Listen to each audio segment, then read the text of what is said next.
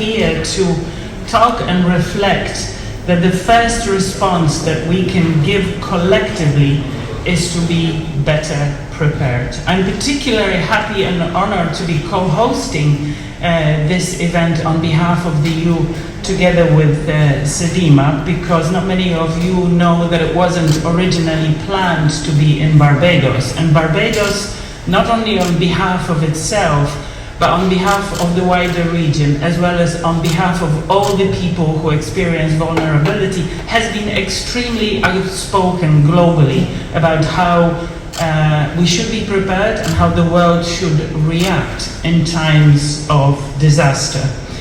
I am in the region already 8 years, extremely privileged to have had that experience, but I've also, over the 8 years, I have seen and experienced the incredible vulnerability that the region experiences. And I'm humbled by how the people are prepared and how they deal with it. It comes every single year. The risk of hurricanes, the risk of droughts that we are experiencing right now, the risk of floods, the risk of volcanic eruptions, and so on. I've seen in my time a hurricane heading, Hurricane Matthew, Hurricane Irma. I mean, there's so many of them. I've seen how it hit Dominica, Barbuda, Abaco. I've been here when the volcano erupted and Barbados suffered probably the strongest impact of it.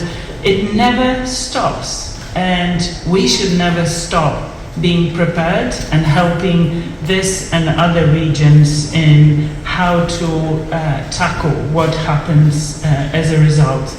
I'm also very proud because we're here as a result of EU CELAC Summit, the first one we had last year after 7 years, which was an opportunity for us to reflect what we share in terms of values together and how we want to continue to strengthen our cooperation in the future. Between 1997 and 2017, 1 out of 4 disasters in the world occurred in the Latin America and the Caribbean region, accounting for 53% of global economic losses due to climatic events.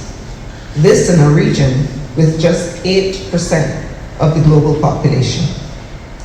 According to UNDRR, between 2000 and 2022, 190 million persons in Latin America and the Caribbean were affected by 1,534 disasters, 78% of which were hydrometeorological in nature. The remaining 22% included earthquakes, volcanic eruptions, wildfires, and landslides, a stark reminder of the very complex multi-hazard environment in which we exist.